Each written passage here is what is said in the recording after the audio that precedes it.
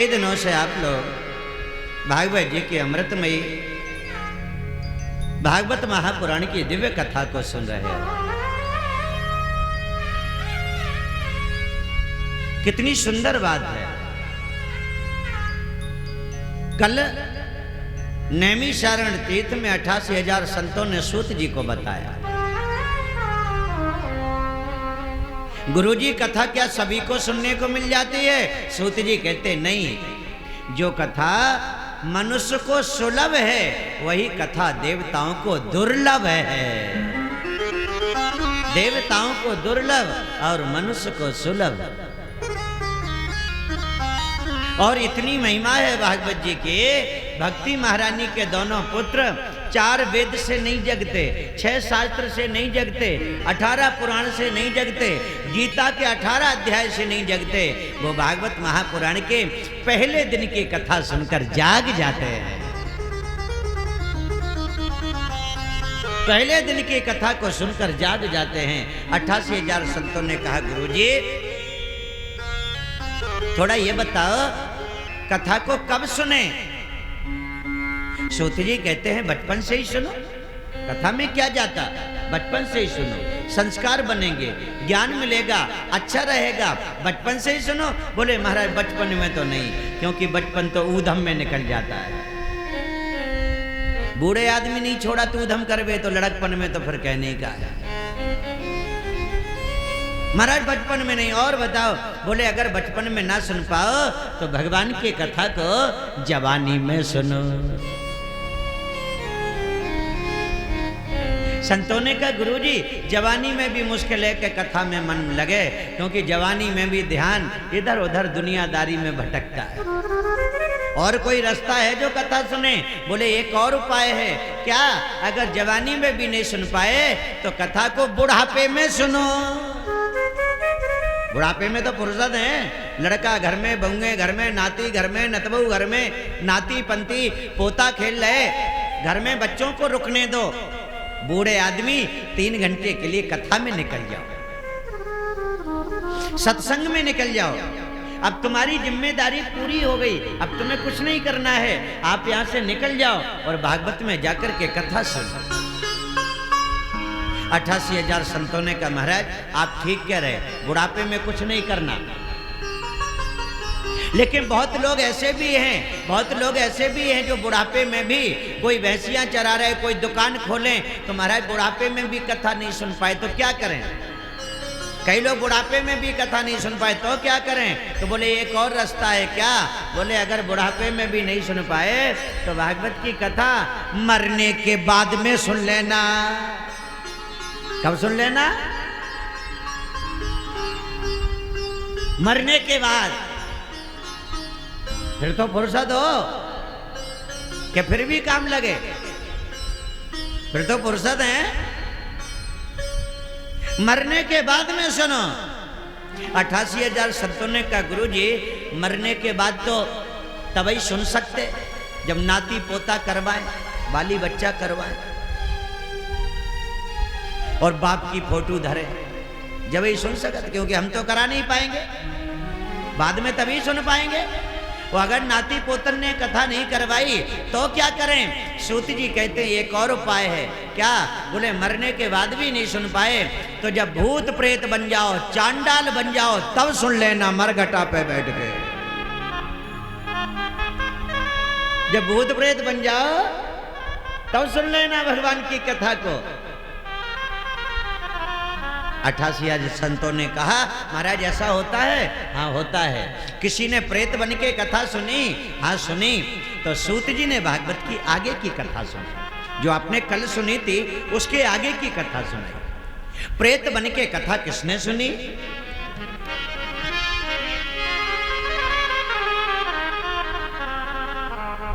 एक तुंगभद्रा नदी है और तुंगभद्रा नदी के किनारे एक छोटा सा गांव है और उस गांव में एक पंडित जी रहते हैं और पंडित जी का नाम है आत्मदेव।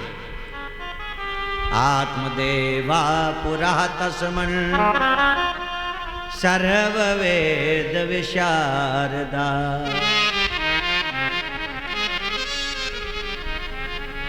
सौ तस्मार्थे सुनिर्णातो द्वितीय एव भास्कर। वाह, बड़ी प्यारी कथा है आज की। आत्मदेव जी महाराज एक पंडित जी रहते हैं, एक ब्राह्मण का परिवार है। पंडित जी महाराज तुंगभद्रा नदी के किनारे रहते हैं। उस गांव में पंडित जी रहते हैं और पंडित जी अकेले नहीं हैं। पंडित जी का नाम है आत्मदेव। ध्यान देना, क्या नाम है महाराज का? आत्मदेव।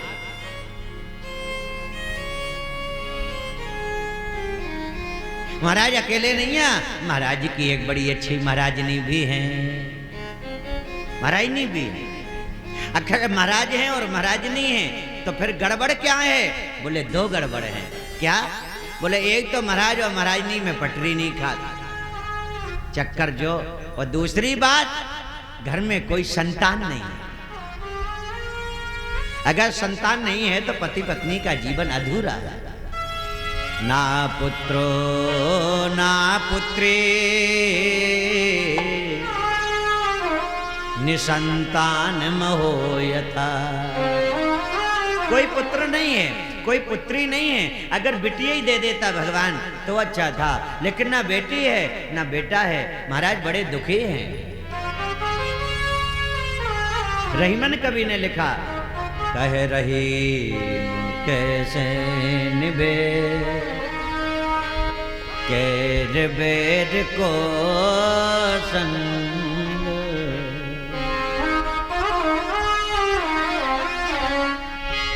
वे डोले रस आपने हमरे फाटे अंग।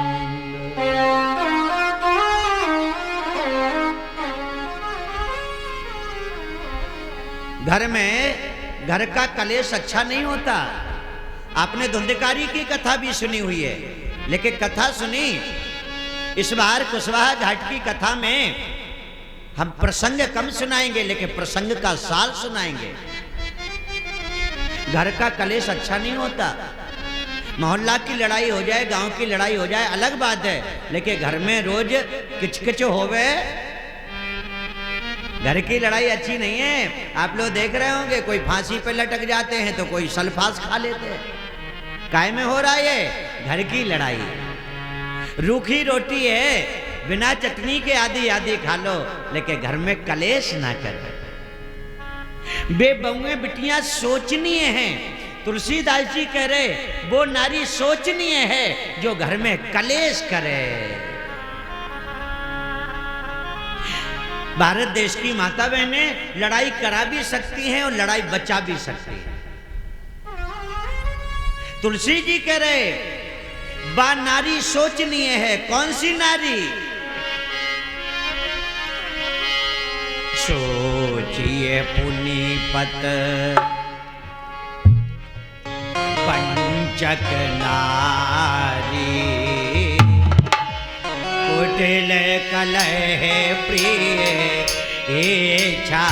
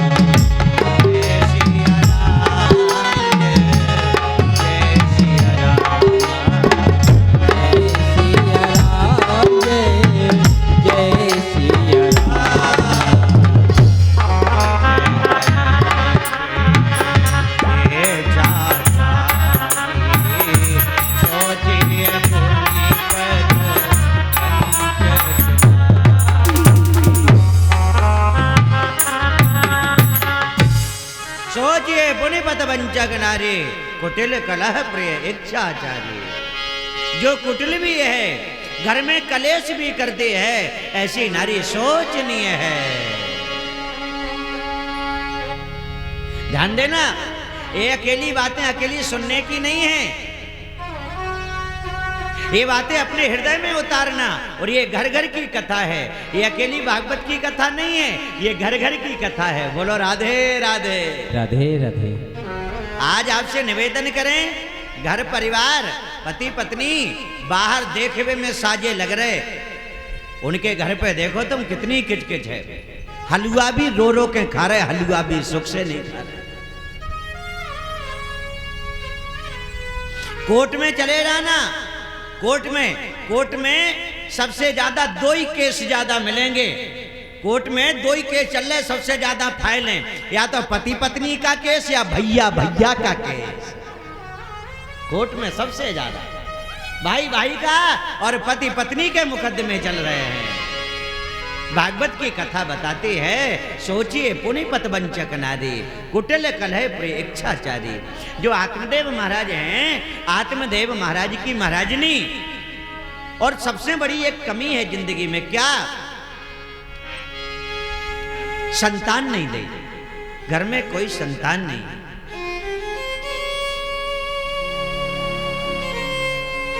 एक और समस्या है, अपने घर में कभी कभी अपने घर के कारण दुखी हो जाते, और उससे ज्यादा दूसरे आदमी दुखी कर दे। रोज वही बात कहेंगे, रोज वही बात कहेंगे, जो मिलेगा वही बात कहेगा। काय कछू है, काय अबे तक नहीं आ, काय झांसी गए थे, काय डॉक्टर को दिखाया, दुनिया भर की बात है। अरे हम दिखाए चाहे नहीं, तुम्हें क्या परेशानी है? आज लोग घर से परेशान नहीं, दूसरे की बातें सुन करके ज्यादा परेशान हैं। और एक बात और है, इस संसार में लोग अपने दुख से दुखी नहीं है, दूसरे के सुख से परेशान हैं। अगर आप प्रेम से दाल रोटी खा रहे हो तो मोहल्ला वालों को नींद नहीं आ रही है। ये ऐसा क्यों कर रहे, ये ऐसा क्यों कर रहे, ये सबकी कहानी है। देख न सकें पराई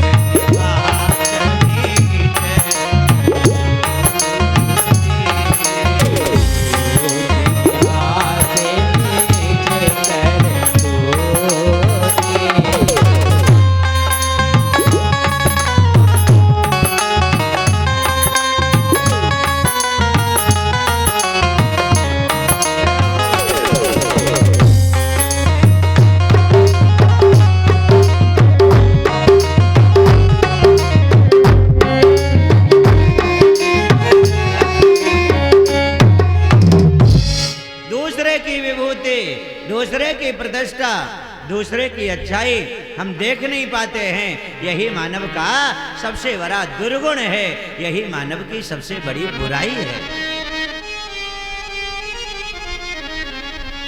आत्मदेव जी महाराज बहुत अच्छे हैं, और ब्राह्मण को बड़ा विद्वान होना चाहिए। विद्वान का मतलब अकेला ये नहीं है कि वेद पुराण याद हैं। वेद पुराण याद होने के बाद भी कौन आदमी आपसे क्या कह रहा और इसका क्या अर्थ है, वो अर्थ नहीं जो मुंह से कहा जाए। अंदर से सोचो कि इस व्यक्ति ने ऐसा कहा, इसका क्या अर्थ है। मोहल्ले वालों का लेंटर डल्ला है, कई लोग आ गए, बड़े प्यार से बोलेंगे, अबे डलवा रहे लेंटर, चटक जे, तलाई नहीं हो पाएगी, क्योंकि गर्मियन में बरसात में डलाते, उन्हें लग रहा कम से कम 6 महीना तो रुके, और अगर 6 महीना काम रुक गया तो कहो 2 साल के लिए रुक जाए। ये भी अर्थ है, इसका मकान ना बन पाएगा। ये अकेली भागवत की कथा नहीं है, ये घर घर की कथा है। भागवत की कथा घर घर से संबंध रखती है। एक नई कथा सुनाते हैं आपको, एक नई कथा सुनाते हैं।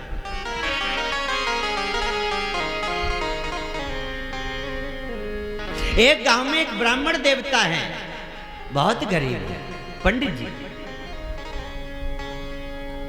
ब्राह्मण देवता बहुत गरीब हैं, बड़े गरीब हैं। घर में सीधा वगैरह मांगते हैं तो सीधा भी उतना नहीं आ रहा कि घर चले। बेचारे क्या करें, पंडित जी का एक लड़का और एक डुकरिया और महाराज एक